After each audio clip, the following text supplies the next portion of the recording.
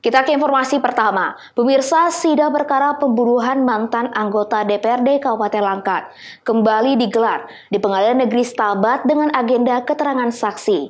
Dalam persidangan, saksi sopir dan konduktor mobil getah karet yang bekerja kepada korban mengakui sempat melihat mobil Suzuki R3 dan sepeda motor Kawasaki KLX. Itu sedang apa ya, saudara? Bahwa pada nomor 3. Sidang perkara pembunuhan Paino mantan anggota DPRD Kabupaten Langkat, Sumatera Utara kembali digelar di Pengadilan Negeri Stabat dengan agenda keterangan saksi. Dua orang saksi dihadirkan dalam persidangan yaitu Janius dan Boyman yang merupakan sopir dan kernet yang bekerja kepada Paino untuk mengumpulkan getah dari kampung ke kampung. Dalam keterangan di persidangan, Boyman yang merupakan kernet mengatakan mengetahui Paino tewas ditembak dari anaknya sekitar pukul 11 malam. Dirinya pun langsung menuju rumah Paino.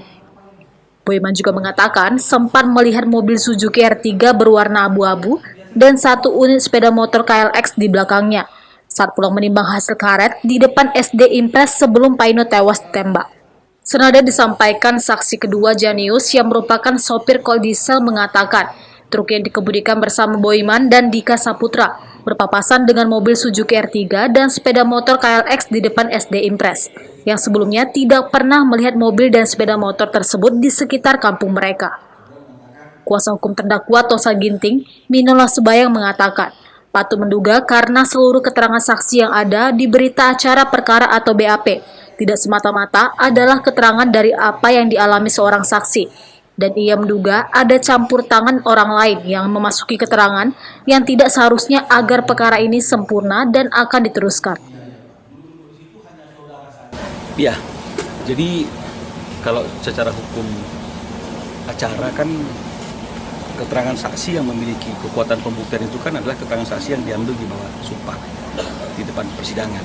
Ya, hanya saja yang menjadi catatan perkara itu sampai disidangkan adalah hasil keterangan yang ada dalam BAP. Nah ini dia, ya kan sangat ironis kalau misalnya seseorang didudukkan sebagai tersangka atas BAP yang ada di kepolisian, tapi sementara kemudian keterangan itu sendiri tidak akurat, tidak ada akurasinya. Sementara orang sudah terlanjur menjadi terdakwa. Nah, jadi inilah sedikit kaitan dengan masalah cabut-mencabut. Tapi itu memang adalah hak daripada saksi. Jika kemudian dalam persidangan dia meluruskan keterangannya dan dia berpegangan kepada kesaksian yang dia berikan dalam persidangan di bawah sumpah. Sementara itu, kuasa hukum korban Ahmad Mulya sendiri mengatakan keterangan dua orang saksi ini sangat membantu proses pembuktian dalam persidangan. Ia kemudian meminta kepada majelis hakim untuk menghadirkan para terdakwa secara langsung ke persidangan. Kuasa hukum juga mengatakan dalam persidangan terlihat ada yang janggal karena di dalam dakwaan para terdakwa dituntut dengan pasal 340 KUHP. Namun pada berkas dakwaan yang mereka terima, ada pasal subsidiar 338 pembunuhan biasa dan ada pasal lebih subsidiar 353 di mana pada intinya pasal ini adalah penganiayaan berat yang mengakibatkan orang meninggal. Dan menurutnya pada saat penyelidikan dan press release Polda Sumut telah terang benderang bahwasannya merupakan pembunuhan berencana. Hari ini sudah diperiksa dua orang saksi yang bernama Janius dan Boyman. Pada intinya keterangan mereka cukup membantu dalam proses pembuktian dalam persidangan ini. Kemudian kami selaku keluarga korban dan saya selaku penasihat hukum keluarga korban meminta kepada persidangan melalui majelis hakim agar terdakwa atas nama Tosa Ginting dan yang lainnya itu dihadirkan ke persidangan. Mengingat bahwa negara kita sudah selesai menghadapi COVID-19, khususnya dalam hal persidangan ini untuk pembuktian material, maka kami berharap terdakwa Tosa Ginting dan kawan-kawan agar dihadirkan ke persidangan secara langsung.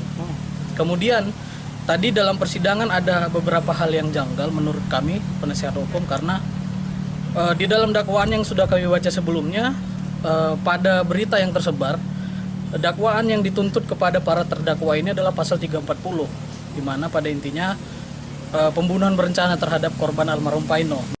Dalam perkara ini ada 5 terdakwa, yaitu Luhur Sentosa Ginting alias Tosa Ginting sebagai otak pelaku, Dedi Bangun sebagai eksekutor penembakan, Persadanta Sembiring Heris Kawantenero alias Tio, dan Sulhanda Yahya alias Tato. Tim redaksi melaporkan dari Langkat.